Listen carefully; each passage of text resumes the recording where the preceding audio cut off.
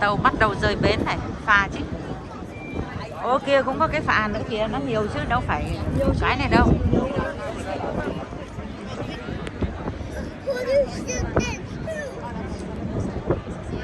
Good afternoon, ladies and gentlemen, boys and girls. And first of all, for the people who have just joined at the tower, welcome aboard this vessel. It's called the City Alpha, and it's for our trip upriver to Westminster. Now, as we leave the piers here in London, we are obliged under maritime law to give you all a short safety announcement. Don't do this to alarm anybody, it's just to tell you that we do carry enough firefighting and life-saving equipment on board this vessel for every individual. This comes in the form of life jackets. We also have fire extinguishers which are situated in the lower saloon, all clearly marked with the international green and white signs. In the unlikely events of any type of emergency or incident, you will be instructed by a fully qualified member of the crew. Now, if you are up here on the top deck is a seated deck only. I know it's quite busy up here, but if you are up here on the top deck, you must remain seated.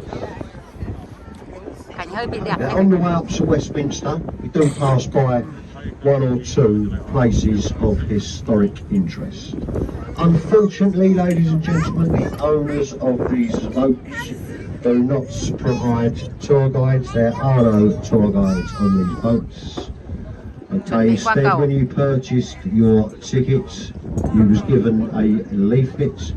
On that leaflet there is a QR code. If you scan that QR code with your phone, that will take you through to the City Experiences app, and there you can download an automated commentary. Tàu mình đến nó phải mở câu à? Đi qua.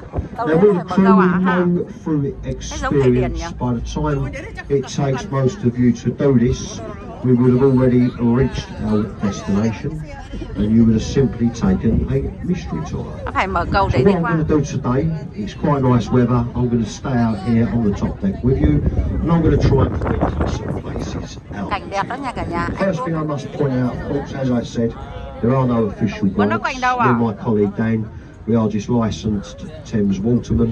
We are both captains. We are here for your safety and your safety only. Now, I'll tell you this, for when I do make one or two or three or four or five or six mistakes, please feel free just to keep it to yourself, as it can be rather embarrassing. Okay, so as we turn the boat around, the bridge here to our right, known as the gateway to London, it is of course Tower Bridge.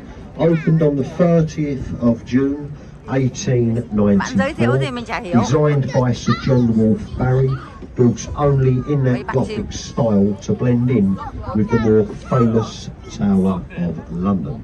The two central spans where the red bus is just crossing can each be raised and lowered in a matter of 90 seconds, and this is done to allow larger shipping in and out of the upper part of London. Now, we have straightened the boat up and we are heading upriver, so we're heading into central London in a westerly direction. We're now going against the ebb tide. The tide is now ebbing out to the North Sea. The North Sea is about 45 miles behind us. As we do this, over here to the right, this building, this is of course the Tower of London.